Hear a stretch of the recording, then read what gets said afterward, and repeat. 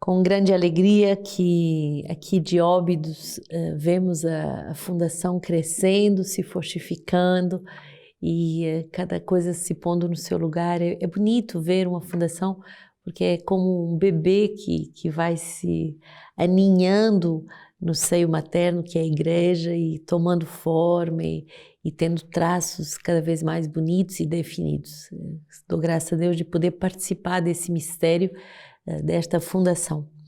Nosso livro de vida hoje vai nos dar de contemplar o número 169. A nossa vontade é enfraquecida pelo nosso pecado. Romanos 7,15, realmente não consigo entender o que faço, pois não pratico o que quero, mas faço o que detesto. É a experiência de todos os pecadores que, face a Deus, não compreendem o mistério do pecado que os habita, essa inclinação para o mal que os atravessa. O cardeal Charles Journet diz: a fronteira entre o bem e o mal passa pelo nosso coração. E São Francisco de Sales: o pecado enfraqueceu mais a vontade humana do que obscureceu o entendimento. Não nos escandalizemos de ser estas pessoas marcadas pelo pecado e que experimentam esta fraqueza na sua vontade. Reconheçamos a nossa fraqueza a nível da nossa vontade, que não consegue fazer unicamente o bem que a inteligência lhes faz desejar. Romanos 7, 17 a 23, na realidade não sou mais eu que pratico a ação, mas sim o pecado que habita em mim.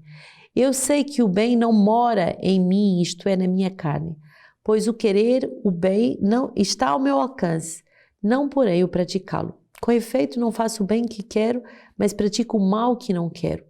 Ora, se faço o que não quero, já não sou eu que ajo, e sim o pecado que habita em mim. Verifico, pois, esta lei: quando quero fazer o bem, é o mal que se me apresenta.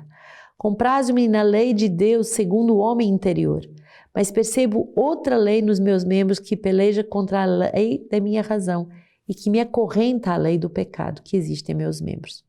É a experiência da nossa vulnerabilidade e, enquanto não a fizermos, podemos permanecer na ilusão sobre nós mesmos. É a paixão e a redenção de Cristo que, por graça, nos ajustam à vontade divina. Cristo nos resgata, nos liberta da tendência do mal que está em nós. Consagremos então a nossa vontade à vontade do Senhor.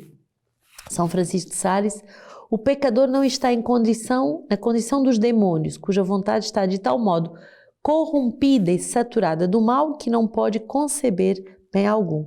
Não, o pecador neste mundo não é assim. Eiro a meio caminho entre Jerusalém e Jericó, ferido de morte, mas ainda não está morto, porque, diz o Evangelho, o deixaram meio vivo. E como está meio vivo, pode realizar ações semivivas. Ele não poderia certamente caminhar nem levantar-se. Poderia, contudo, falar baixinho, porque o coração lhe batia desfalecido. Podia abrir bem os olhos, mover os dedos, suspirar e queixar-se. Suas ações fracas, e apesar delas, teria perecido irremissivelmente, escoado de sangue, se o samaritano, tão misericordioso, não lhe tivesse valido com óleo e vinho, e se não o houvesse conduzido à hospedaria para ser curado e tratado à sua custa. O vinho e o óleo representam os sacramentos. A graça age sobre a nossa vontade. São Francisco de Sales vai ainda dizer: a razão natural sente-se altamente afetada e meia morta pelo pecado. E é por isto que, por muito que queira, não pode observar todos os mandamentos.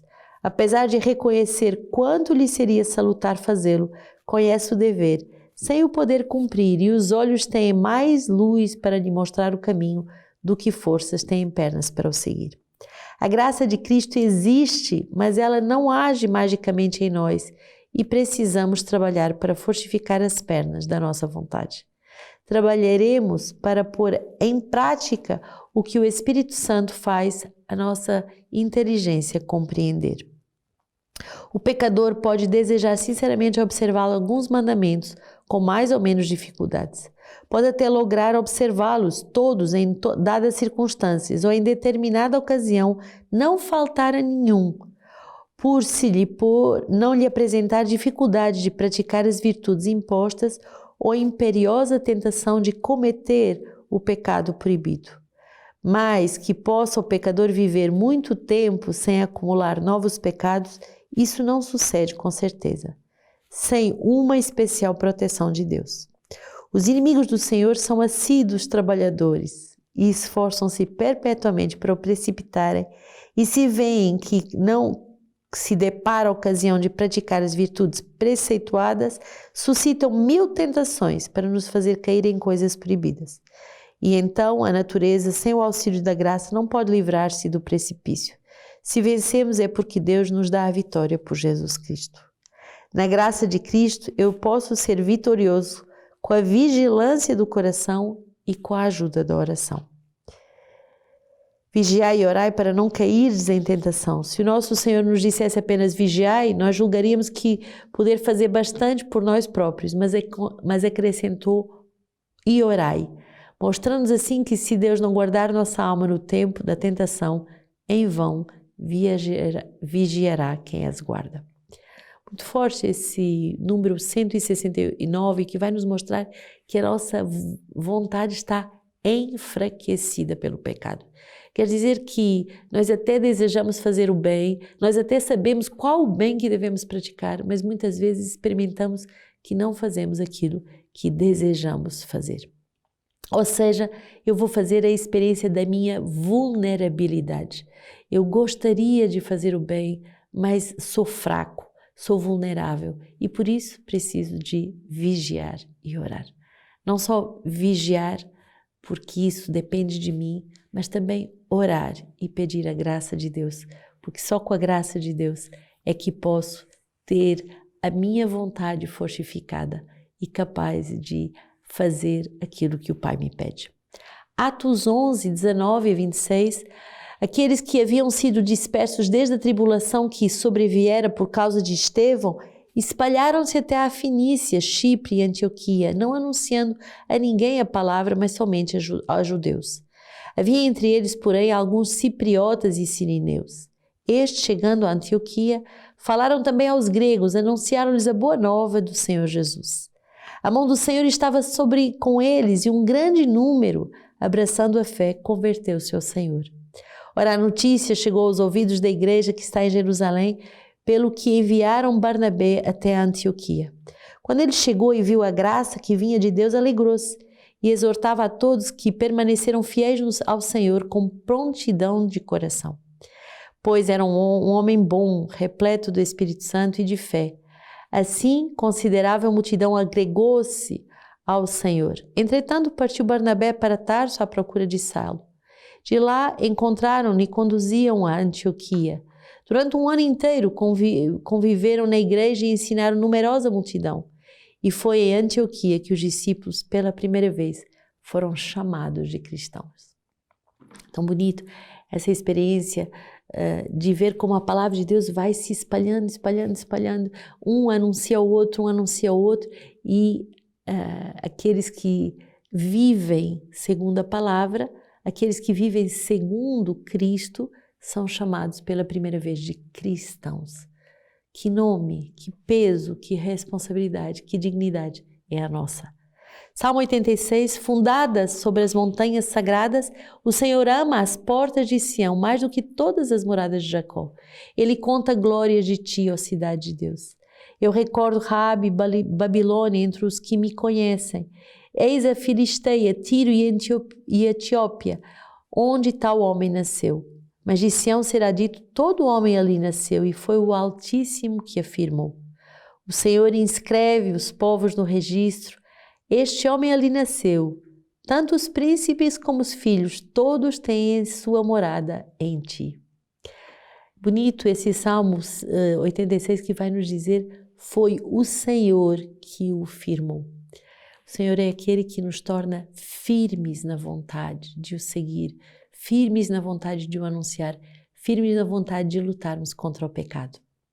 João 10, 22 a 30, houve então a festa da dedicação em Jerusalém, era inverno. Jesus andava no templo sob o pórtico de Salomão, os judeus então o rodearam e lhe disseram, até quando nos manterás em suspenso? Se és o Cristo, diz-nos abertamente. Jesus lhe respondeu, já vou-lo disse, mas não acreditais. As obras que eu as faço em nome do meu Pai e dão testemunho de mim. Mas vós não credes, porque não sois das minhas ovelhas. As minhas ovelhas escutam a minha voz, eu as conheço e elas me seguem. Eu lhes dou a vida eterna e elas jamais perecerão, e ninguém as arrebatará da minha mão. Meu Pai que me deu tudo é maior do que todos, e ninguém pode arrebatar da mão do Pai. Eu e o Pai somos um. Qual é o traço distintivo de sermos as ovelhas de Cristo, de sermos um como o Pai e o Filho são um? É justamente essa escuta da vontade de Deus e essa obediência à palavra de Deus. Sermos obedientes àquilo que o Senhor nos pede, àquilo que o Senhor nos mostra, faz com que sejamos chamados discípulos missionários. Aqueles que entram na disciplina, aqueles que são enviados em missão, como o próprio Cristo foi enviado em missão. Hoje celebramos 2 santos, um santo espanhol, São João Ávila, e podemos rezar justamente pela Espanha, por toda essa época, no século XV, em que tantos santos foram suscitados na Espanha, como Santo Inácio de Loyola, fundador da Companhia de Jesus, Santa Teresa d'Ávila, São Pedro de Alcântara, São João de Deus, São Francisco de Borja, todos esses foram amigos de São João Ávila, que nasceu justamente nesse século XV e que em Salamanca foi um grande apóstolo, um profundo conhecedor das Sagradas Escrituras, ardente pelo espírito missionário, e pôde adentrar numa grande profundidade, dedicando-se à pregação, ao aumento da prática dos sacramentos e também criando condições para que os candidatos ao sacerdócio e os religiosos fossem formados. Então, São João Ávila tornou-se doutor da igreja, como São João da Cruz, como Santa Teresa d'Ávila. Então, alegremos-nos por essa igreja da Espanha que tantos santos deu à nossa igreja. E também celebramos um santo belga, São Damião de Molokai, muito bonito, século XIX, então séculos mais tarde, mas que justamente ele vai nessa ilha Honolulu fazer a experiência com os leprosos e tornando-se um leproso com eles. Havia 600 leprosos nessa ilha e ele, ao evangelizar esse povo, aceita dar toda a sua vida e morre pelos leprosos e juntamente com eles. E ele diz assim: nenhum sacrifício é grande demais se for feito por amor a Jesus Cristo. A sua vida é de verdade uma vida de entrega heróica para evangelizar esse povo. Uma última palavra hoje para concluir essa lexio de São Pedro Crisólogo, bispo do século V, que vai dizer: pela misericórdia de Deus eu vos exorto, irmãos. E Paulo exorta, e cada um de nós deve exortar. Deus exorta-nos porque quer que ser mais Pai do que Senhor. Deus exorta-nos pela sua misericórdia, para não ter que nos castigar com o seu rigor. Muito forte.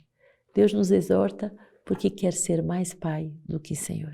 E também nós devemos aprender a exortar, para que, em vez de castigar com rigor, possamos convencer as almas a dar tudo ao Cristo.